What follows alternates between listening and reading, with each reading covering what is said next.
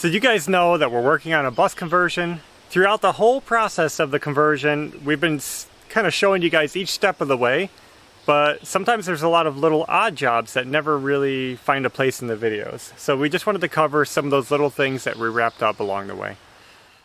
Previously, we were doing some deconstruction in the bus and we took this cover off to clean out the AC unit. Do you guys remember the filter that we took out of this? I just got that filter out from behind the AC unit. You can see that's what it looks like originally. Look at the dust on that. It was nasty. I tried blowing it out. I tried brushing it out. When Ashley saw it, she's like, I wouldn't even have tried. Yeah, that thing was like toasted. So I said, okay, let's get a new filter. Went to the store, looking around. Luckily, they had a filter that was very similar to the old one, but this one's 24 inches tall. That means we can actually get like 3 filters out of this by doing 8-inch filters, and that's big enough to cover the radiator in the back.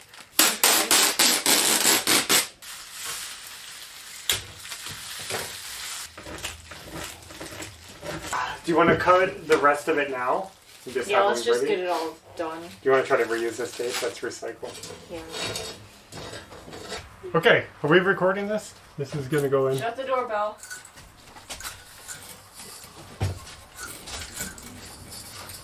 Let's put this back up now so we get the filter on there.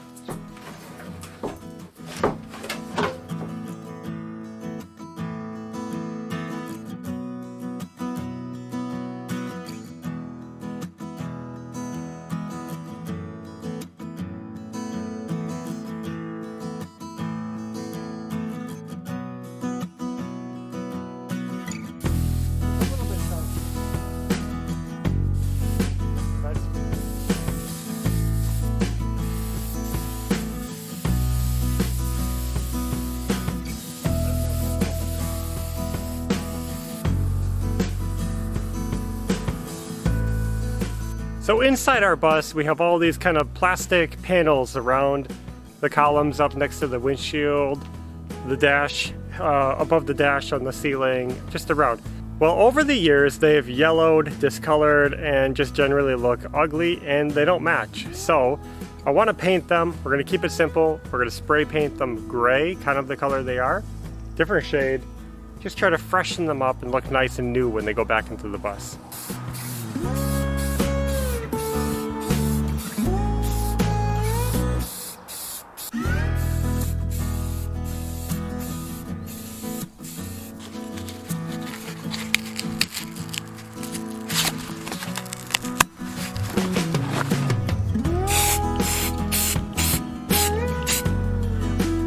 So we got these painted up with the gray paint and they are looking fresh and new. They're gonna look so good back in the bus and I can't wait to get them in. But that's the update on that.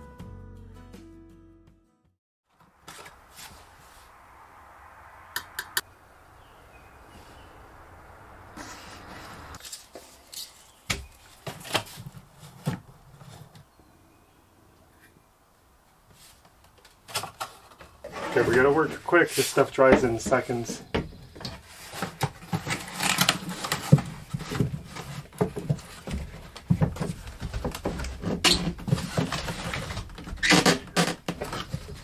Pretty successful, don't you think? Yeah. See this? Take this out. The purple stuff is primer. They call it primer. And it just prepares the surface. Oops. What? I'm not going to be able to get it around here onto the side next to the wall. This is the glue. Get it where I can. In here.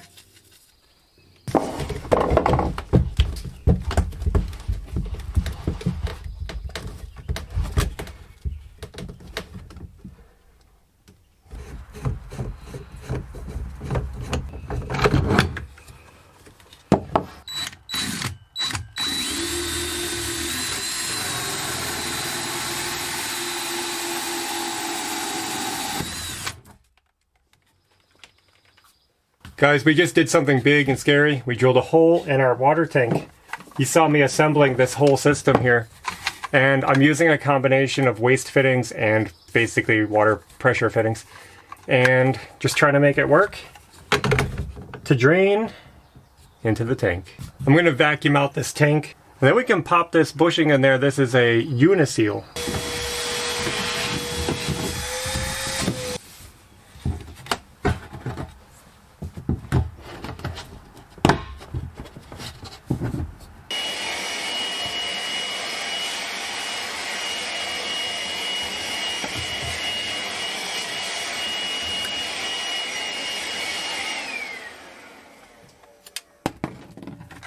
Okay, Bo, can you get up?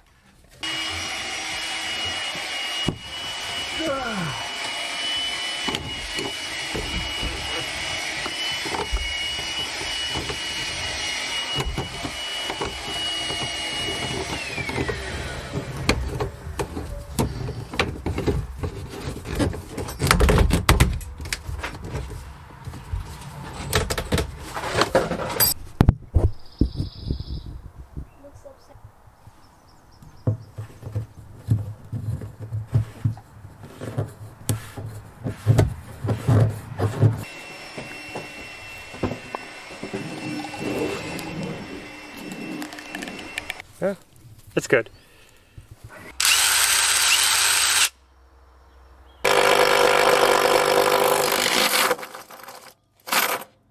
So we got the hole drilled in the floor and basically just installed this elbow into this adapter here, and then I reduced it. There's actually a reducer right here to go into 3/4 inch to hook to my valve, and that just goes straight out.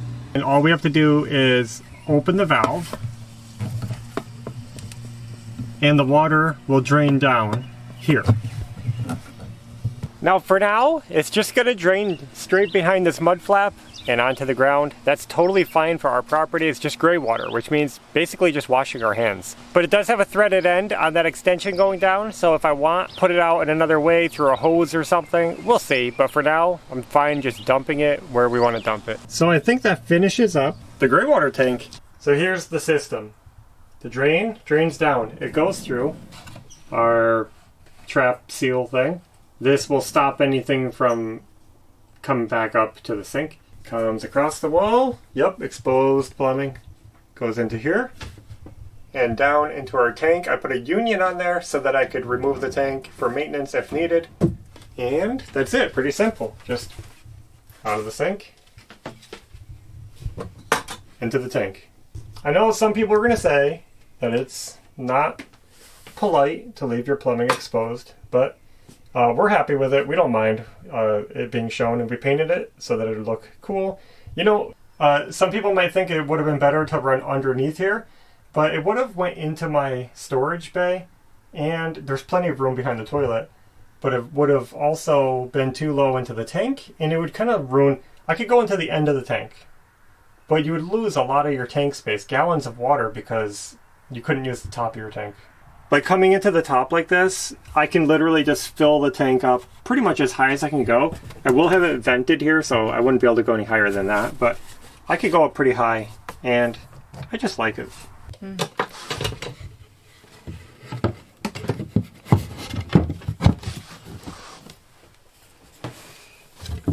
I already have holes in here, so they should go in pretty easily if I get them in the right spot.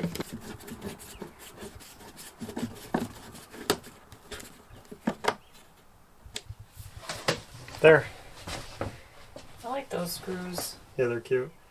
And yeah, we use screws that we're going to leave exposed because we want this panel easily accessible. So we're going with exposed hardware. Again, that's fine. They could be color matched if we wanted them to, but we decided to stick with silver, and we're cool with that. I was actually working on a project the other day, and you can see I color matched these screws by just spray painting them in some cardboard. And we've been using those all around on the vinyl and on all these plastic panels that we just installed, which are looking fresh. This is actually all work that we did kind of behind the scenes, but we painted these with spray paint to make them look fresh and new, got them all screwed in, and now it's coming together And you can see that we installed our door panel wall. The bus is actually coming back together. What do you guys think? It's awesome.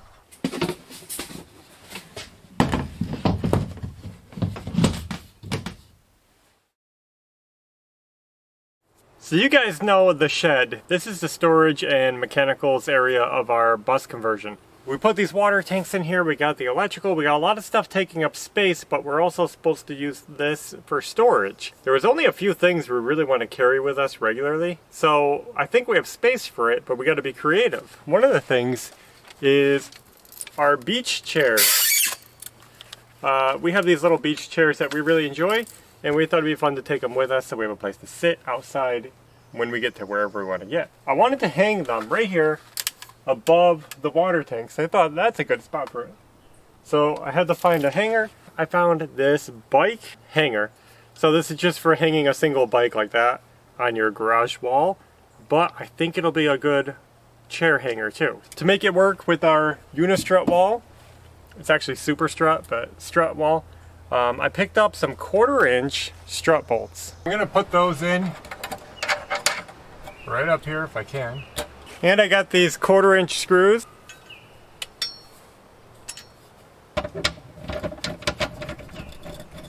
That's actually looking really good. So let's try it out.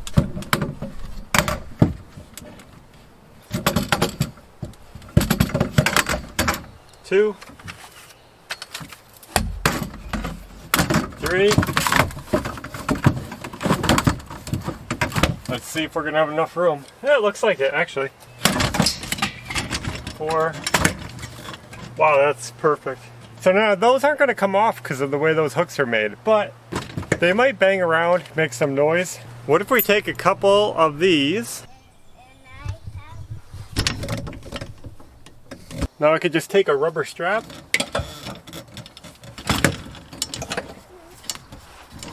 There. Okay, so that worked. Quick and easy. And the hook only costs about $7. So this is perfect. Those aren't going to rattle around and they're nice and secure. That's what I wanted. I also want to carry an extension cord with me. So we need an extension cord spot. So I picked up this extension cord to keep in the bus and this little strap hook.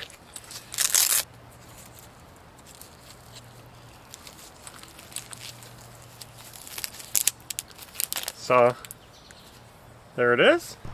I think I'm going to hang it right in here under the bed. So this is right inside the back door. So we'll be able to just pop this door open and reach in and grab it. So we're doing a little work on the bus right now. Ignore the cover that's open, but I had an idea. We have this fire extinguisher system that will put out engine fires. It basically sends these hoses all around the engine bay, and if the engine ever caught on fire, it would put it out. Now that's great for the engine and the vehicle. We like the safety feature, so we opted to leave it alone. But what if we had a fire outside of the engine bay? What if we had a fire inside the bus or outside the bus and we needed an extinguisher in an emergency? I want to install one. Now it does look like somebody had a fire extinguisher in here before. You can see the ring and where it was mounted on the wall. Well, I decided I want to put one back there, so I picked this up. Here is a, let's look at the English side. So hopefully we can get this mounted up here on the wall. I chose this model for a few reasons. First, it's white and I thought it looked nice. Second, it was one of the few models that actually had a wall bracket with a strap to hold it in place. Plus, it seemed to fit all the needs that we would have around a bus, which is, you know, common combustibles, paper and wood, etc., flammable liquids, and electrical. So it just seemed to fit everything we needed. I know one thing is going to be tricky because this is just plastic. Can you hold this here for a minute? Just hold that, just like that. Okay.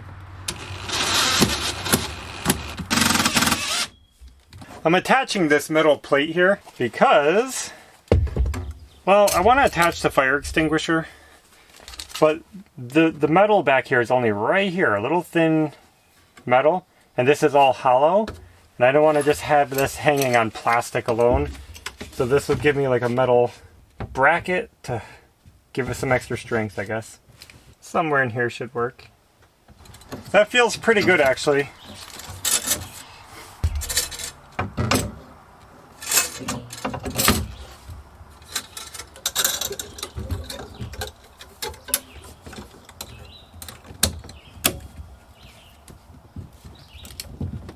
Oh yeah. That went quick and easy. Great idea using the metal plate here, Ash. Yeah. Ashley had this idea of using these metal plates. We had these actually left over from some packaging from something we bought months ago. Screwed the metal plate to the framing, screwed the bracket to the plate, and it's solid. And it's off the floor so it won't rub. I'm liking it. So another thing we did is we installed a smoke and carbon monoxide detector. That's a battery powered one. Right there. So as you can see, we're really thinking about safety, function, even looks, trying to cover every aspect, and there's still some more things that we want to add that we just haven't gotten to yet. Some of the stuff that we did but didn't show was putting all the panels back into the bus after we painted them, and you know, just making everything neat and tidy. As we work on the bus, there's always new ideas popping up of things I could add or do, so you know, this is probably going to be an evolving project where we just keep adding to it over time, which is fine with me. But right now I think it's about 99% functional. We could literally use it today. It's all there. Yep. Last thing we got to do is make some curtains, which we're still waiting on. We're going to get to them. We're going to try them. Hopefully maybe today. We'll see. So I guess that's all we have for now. I just wanted to share those little jobs with you, and I'm glad we got that out of the way. So we can move on to bigger and better things. So thanks for watching, and until next time, take care. Bye.